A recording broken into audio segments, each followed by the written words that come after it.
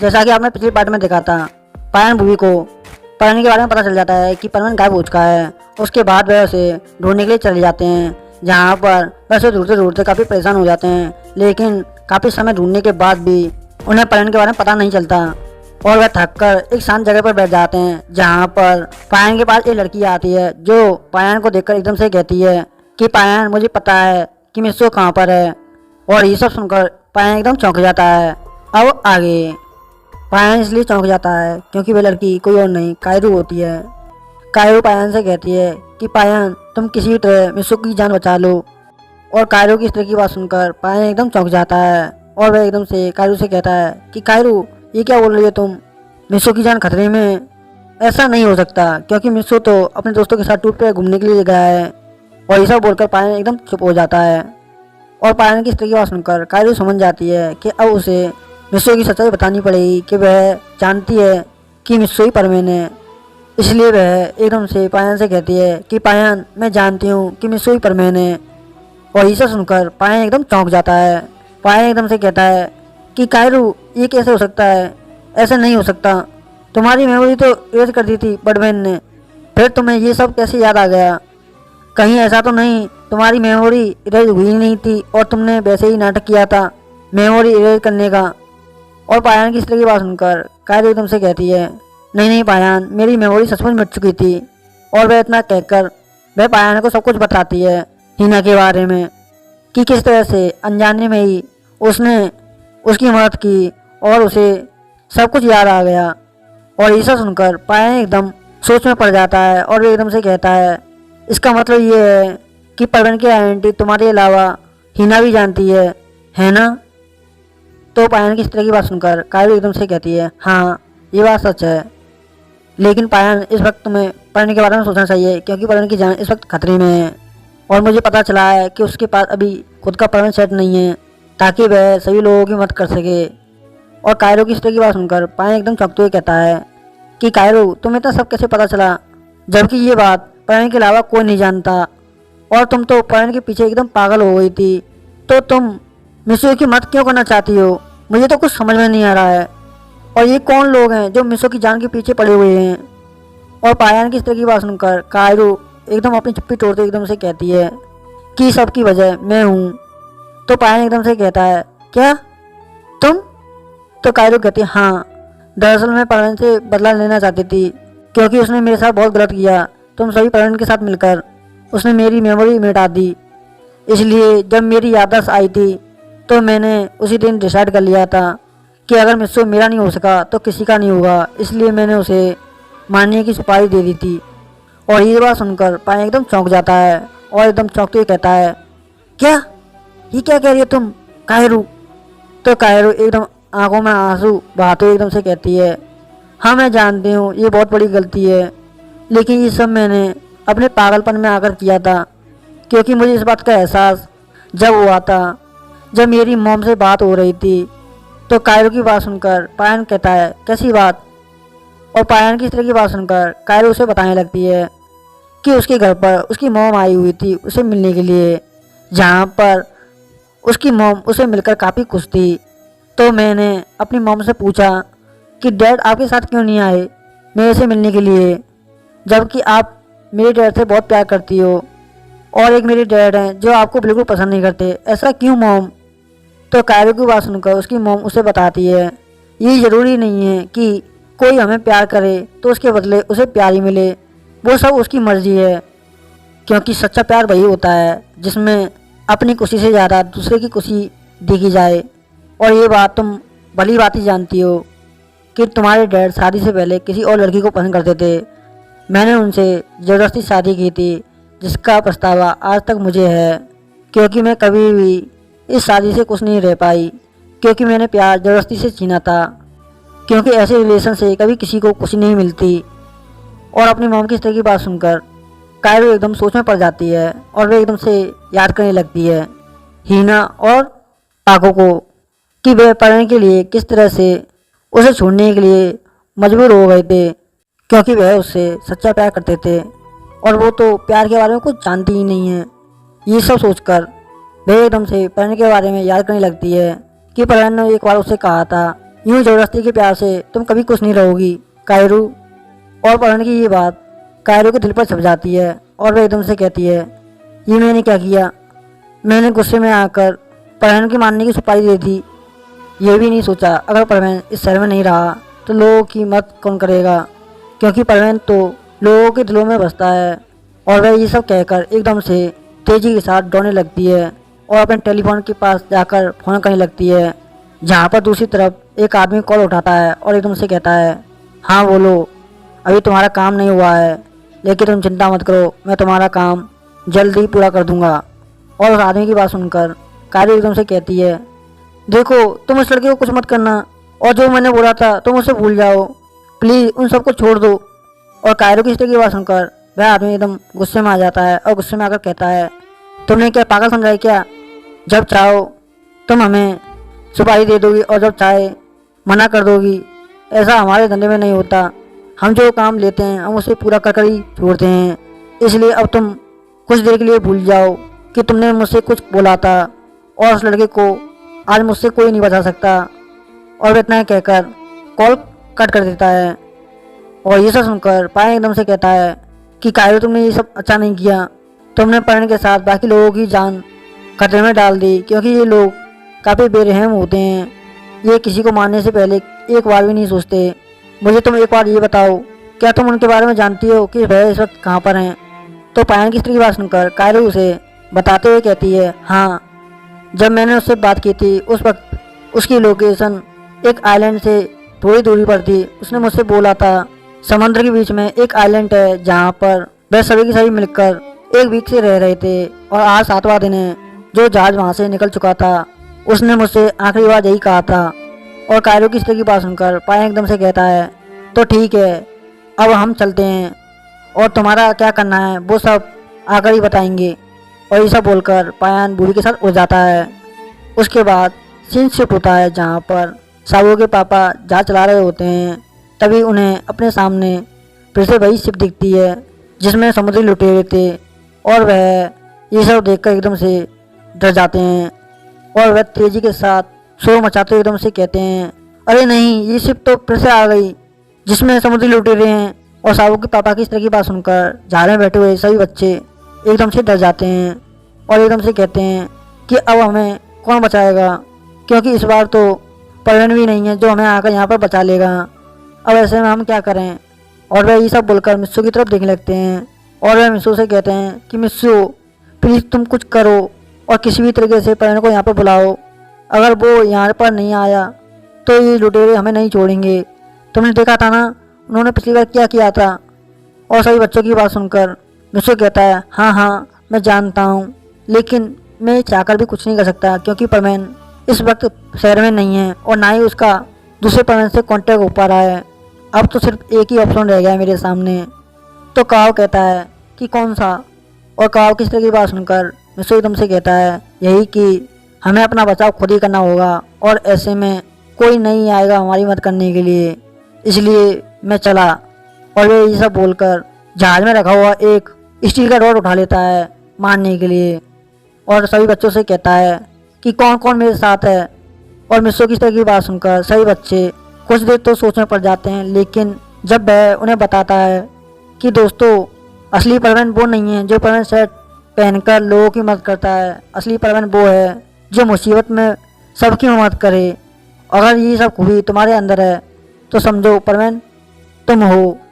और मिस्सू की ये बात सभी बच्चों को पसंद आती है और वह मिस्सू के साथ लड़ने के लिए तैयार हो जाते हैं, जहाँ पर जहाज में कुछ मछलियाँ पकड़ने के औजार और कुछ डंडे पड़े हुए थे। वह सभी के सभी एक एक हाथ में ले लेते हैं उनसे लड़ने के लिए। तभी मिस्सू के टीचर कहते हैं कि बच्चों ये सब तुम क्या कर रहे हो।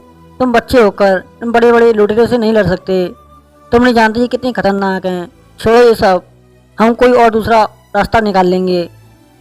और टीचर की इस तरह की बात सुनकर मिस्सू एकदम से कहता है कि सर, कभी आपने चींटी को देखा है कि उसके सामने अगर कोई बाधा आ जाती है तो वह उससे हार नहीं मानती, बल्कि उसका सामना करते हुए अपनी दिशा चयन कर देती है, लेकिन उसके बावजूद वह अपना लक्ष्य नहीं छोड़ती। तो जब एक छोटी सी चींटी छोटी होकर हार नहीं मानती तो फिर भी हम तो बच्चे हैं जो उस चींटी से कई गुना ज़्यादा बड़े हैं, तो हम उन बदमाशों से क्यों नहीं लड़ सकते? आप ही सोचो। और मिस्सो की ये बात टीचर को काफ़ी पसंद आती है और वह कुछ देर सोचने के बाद एकदम से कहते हैं कि मिस्सो, शायद तुम ठीक कह रहे हो, क्योंकि ऐसे समय पर हम लोगों की मदद करने के लिए कोई नहीं आएगा। अगर इस वक्त हमने कुछ नहीं किया तो पक्का ही हम सभी के सभी मारे जा सकते हैं, लेकिन हम सब मिलकर अगर थोड़ी बहुत कोशिश करें तो आसानी से इन बदमाशों को हरा सकते हैं। और टीचर की इस तरह की बात सुनकर जहाज का कप्तान जो लुटेरा होता है वो सुन लेता है और एकदम से कहता है, वाह वाह वाह वाह, क्या बात है, आजकल तो बच्चे समुद्री लुटेरों से मुकाबला करेंगे। ये देखो, इन्हें इतना भी नहीं पता हम समुद्र के बेताज बादशाह हैं, हमारा सामना कोई नहीं कर सकता, तो ये बच्चे क्या कर पाएंगे। और ये सब सुनकर तभी कौवा गुस्से में आ जाता है और एकदम से कहता है, अबे निकट्टू, तू वहाँ बैठे बैठे यूँ बोलता रहेगा या यहाँ भी आएगा हमसे लड़ने के लिए, कायर कहीं का। और कौवा की इस तरह की बात सुनकर उस लुटेरे को काफ़ी गुस्सा आता है और वह गुस्से में कहता है, तुम्हारी इतनी हिम्मत जो हमको चैलेंज करते हो।